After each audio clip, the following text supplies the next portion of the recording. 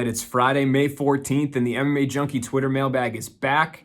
We have a big card tomorrow night, UFC 262 in Houston, Texas, in front of a sold-out crowd. I'm excited. I cannot wait for Michael Chandler versus Charles Oliveira. And even though we lost Nate Diaz versus Leon Edwards for this card, we still have a thrilling fight between Beneil Dariush and Tony Ferguson in the co-main event. So a hardcore fan's dream, I think, tomorrow night. It stays intact despite losing the original co-main event.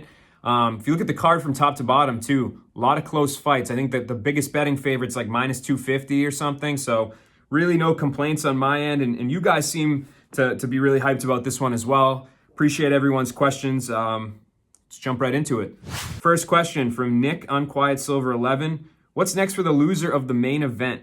Kind of getting ahead of ourselves here, but I mean, the loser will have to do what every loser does from a title fight, right? They have to go back and prove once again that the guy that just beat them, that they deserve a rematch against that person. So it's always a tricky thing, but it's something that can happen.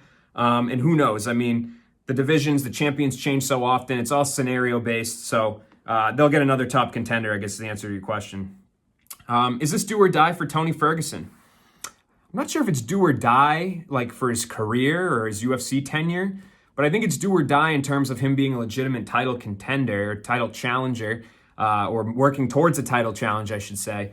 If he goes out there and he loses to, he lost to Justin Gaethje, he lost to Charles Oliveira, but both those guys were next in line for the title. So it really doesn't look that bad right now. But if he loses to Benny, and I think Benny's a great fighter, believe me, he's an elite lightweight, I think it might have a little bit of a different vibe just because I don't think Dariush is that one fight away from a title shot. I don't think this is a title eliminator for Beneil Dariush. So he'll have to take a major step back if he loses this, but I still think there are some fun fights for him in the division. What will be next if Dariush wins? I mean, to me, you're gonna have to wait and see how things play out, but I think Justin Gaethje, if he goes, it would be next for Benny if he goes out and wins. I mean, I know Gaethje's very adamant that he wants the title shot, but to me, if Dustin Poirier beats Conor McGregor, that is a no-brainer number one contender position he's going to solidify. So I think Dariush versus Gaethje would be what I would do, but you got to get Gaethje to sign on the dotted line as well. All right, Coben Warzy asks, who is a better champion for the division, Charles or Chandler? I mean, for the division, I think they're both excellent. I think that Charles Oliveira is a real comeback story. Talk about a career that's had ups and downs, but has ultimately gone in the right direction. And it's been a pleasure to watch him fight. Michael Chandler, on the other hand, perhaps, though, is a more promotable champion.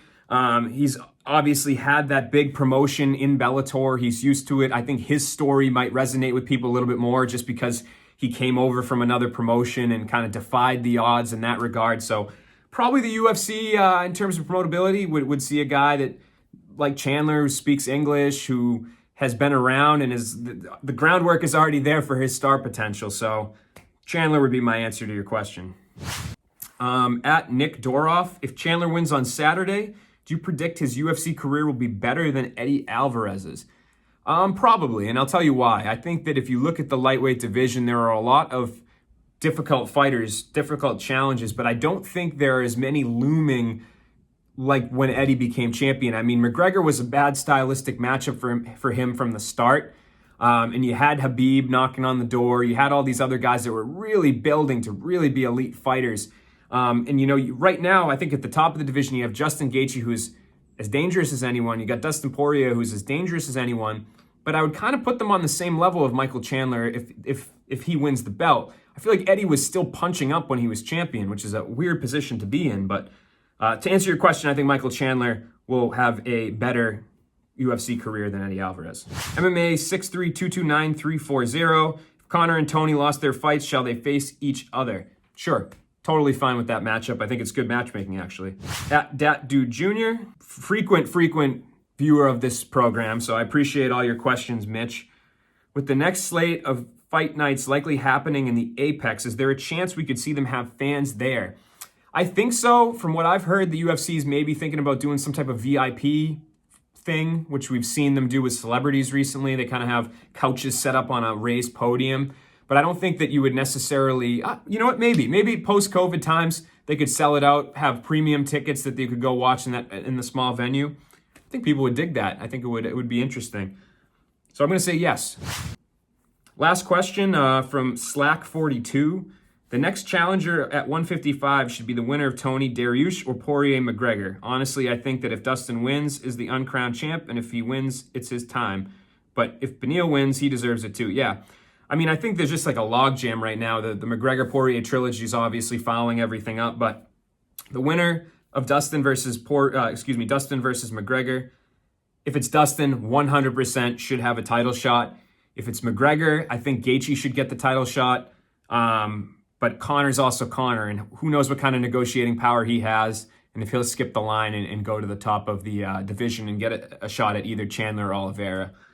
It's going to be interesting, though. And the road to figuring out the 155-pound title picture starts tomorrow night. UFC 262 in Houston, Texas. John Morgan and Ken Hathaway will be on the grounds, and we will have you covered all night long. So stay tuned. And until next time, guys, enjoy the fights.